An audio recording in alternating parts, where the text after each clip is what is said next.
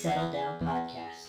You are listening to The Settle Down Podcast. With your host, Sean Settles. Famously got the Showcase Showdown perfect down to the last dollar, and you were sitting next to his wife in the crowd, and you told her the price, and she yelled it, and he got it.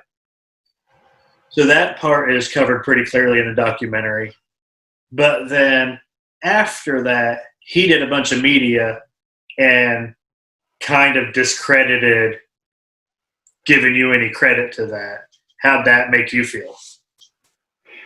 I was surprised when I heard the first interview where he basically said, I did it all by myself, and my wife and I studied and watched the show. And it's like, my side of the story is that when we were standing in line at 5 a.m, there was the two people on my left and Terry and his wife on my right, and we were kind of huddled together and we were talking about the show. And Norbert and Francis, who were on my left, obviously watched the show. Linda obviously watched the show. That was Terry's wife. The four of us were kind of talking about the show. And the whole time, Terry was just kind of looking from one of us to the other, like he was listening to the conversation, but it was almost like he wasn't tuned into what we were talking about. So to me, that was like, okay, you probably don't ever watch the show because you don't seem very tuned in.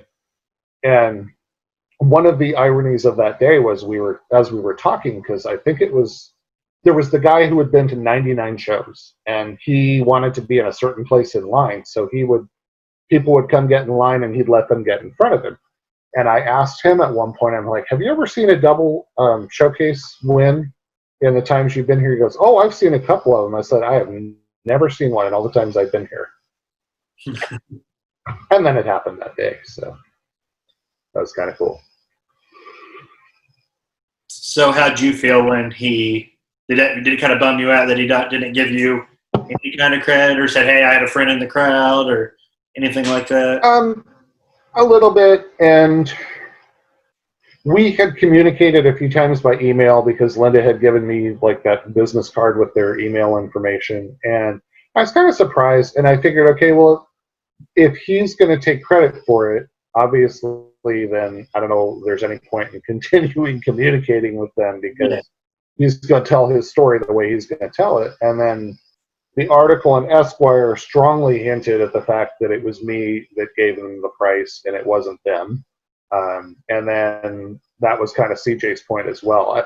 CJ, I don't think started out that way, but he's had a similar thing happen to him where somebody else took credit for something he did, and so he kind of felt like... Now, who's CJ? You mentioned CJ a couple times. Who's CJ?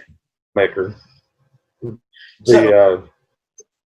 I can see CJ from his point of view at the beginning think, oh, this is a he said kind of thing.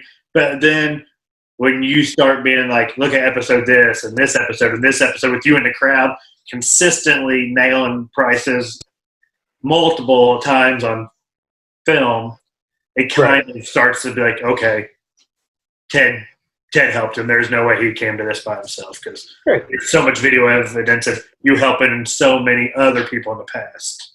Mm-hmm.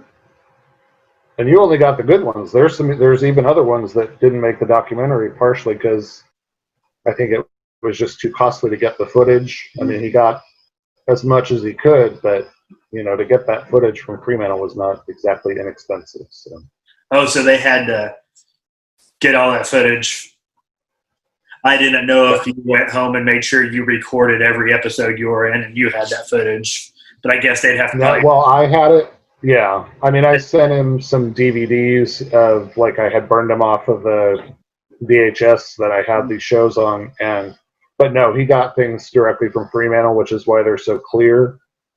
And then the thing they did accidentally was that when they sent him there was a screener, I think it's a screener copy, and it has the time code at the bottom.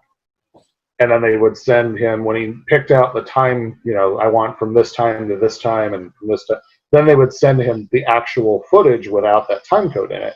Well, when they sent the Perfect Bit episode, they had edited that a lot to cut me out and I was right in the front row. Mm-hmm.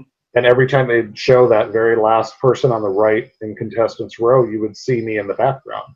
Well, they edited it so that they would zoom in, No. and I would only be like part of me. Well, they accidentally sent him in the screener video. It was the unedited version, and then when they sent him the actual footage, it was what they showed on the air. So it was completely different. And he shows that in the documentary that here's what was aired, or here's what was filmed, and here's what was aired. In case you have any doubts that they intentionally cut Ted out, or they didn't show that Terry was obviously looking at us and mouthing the numbers when we're signaling him the price of the showcase. Now, was the Terry Nice episode, was that your last taping you ever attended? That was the next to last one that had the same issue that day where they didn't have enough people for the second show. So I got in line for the second show. And so you were already there. You never went back after that and made a trip there. Thank you for watching this video brought to you by the Settle Down Podcast. Click this button over here to watch one of our other fabulous videos. Click this one over here to subscribe. It really helps us out. Thanks for watching.